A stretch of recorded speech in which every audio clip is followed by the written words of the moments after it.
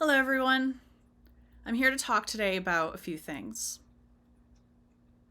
How do you discern if it is projection or if it's a mirror? So, no one likes confrontation, but it's completely natural and vital to achieve a healthy balance in our lives. We should not fall into people pleasing tendencies as a desire to keep the peace. For if we do, we bottle our emotions and they manifest in the body as disease. I recently had an experience that inspired me to explore this topic deeper. I feared speaking up for myself in attempt to people please and shrink myself, but I knew that in my soul I needed to step into my own inner divine masculine and assert myself with a sternness and devotion to keeping my inner feminine, my inner divine feminine, safe. We all have both of these energies inside of us, despite which suit we have incarnated in. And I feel that learning this dance of inner union is the truest path of our existence.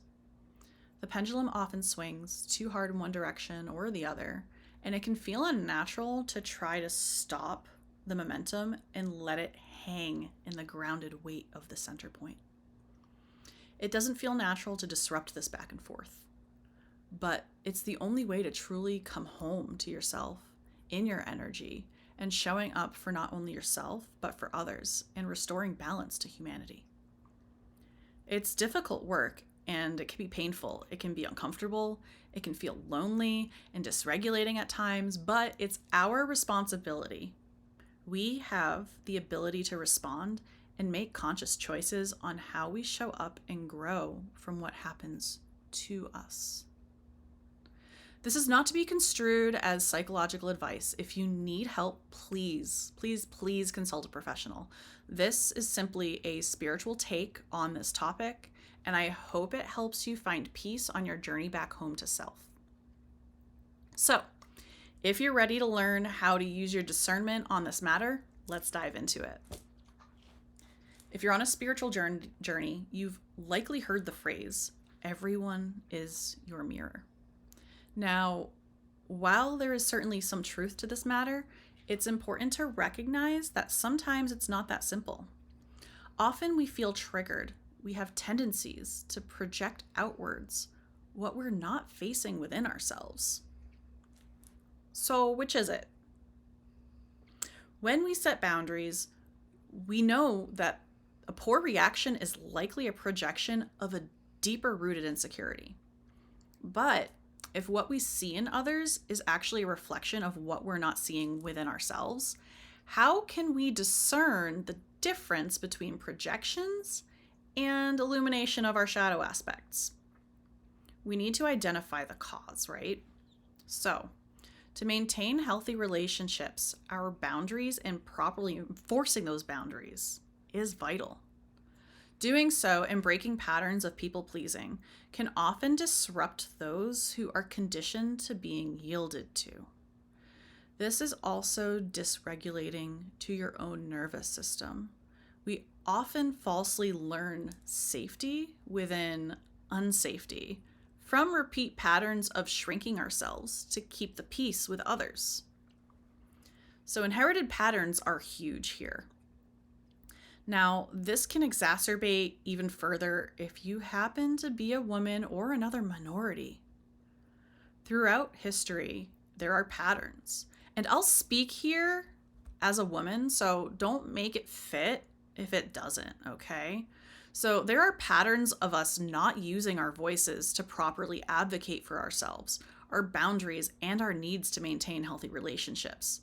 This is historically a problem. So if you do happen to put in the work to begin to heal enough to start to advocate for yourself, it disrupts this pattern, making waves against those who are used to treating you or others like a doormat. So self-awareness and emotional regulation is key. So let's ask ourselves, how can I do the work after an altercation to discern whether I need to go deeper within myself or to understand that this conflict was arising from projection? First and foremost, you need to check your emotional response. If someone reacts strongly to your boundary setting and you feel grounded, clear, confident in your choice, it's likely their projection. Their discomfort comes from unresolved wounds, not from something you need to address within yourself.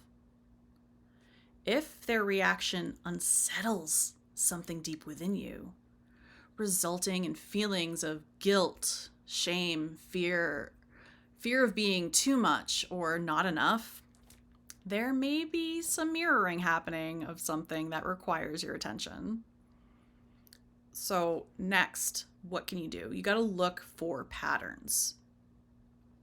If different people have different reactions to the exact same boundary, it often points to projection within that other person.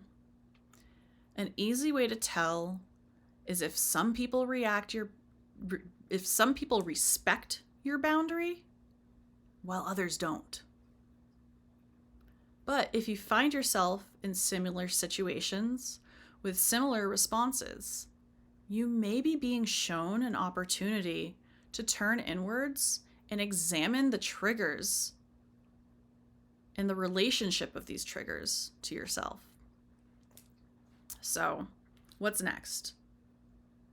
You got to tune into your inner observer. Do you feel the need to justify your boundary? Do you feel like you have to over-explain yourself or bend to keep the peace? This is a sign that there could be a need for an external validation that you're seeking. Or do you feel at peace with your decision to set your boundary regardless of their response? This suggests that you shouldn't take it personally. So let's talk energy. What does projection feel like? Do you feel attacked, guilty, manipulated, or controlled by the response? Well, this is a sign of reactivity and defensiveness from a source of projection. So, what does reflection feel like? Is there an inner knowing and calling to turn inwards? To explore these triggers that may feel uncomfortable or considered blind spots? Well, that's a sign that there is a deeper desire for reflection. So, it's not just black or white, nothing is, right? There is nuance in every experience. There could be a combination of both projection and reflection within any given confrontation. And what's important is that you recognize that every experience has something that happens for us. It's not to us, right? We have a responsibility to turn inwards, even in extreme projection, to both gain confidence and groundedness in our decisions, as well as find opportunities for growth and expansion. So, who will you choose to be? I'll leave you with this. Did you find this helpful? If so, please interact. I would love if you would share a relevant experience with me in the comments and how you navigated that experience. The more that we do share, the more we can assist others along their process and their journey. So thank you for being here. I love you so much. Please be well, and in love and light from Sedona, Arizona. I'll catch you next time. Mwah. Bye now.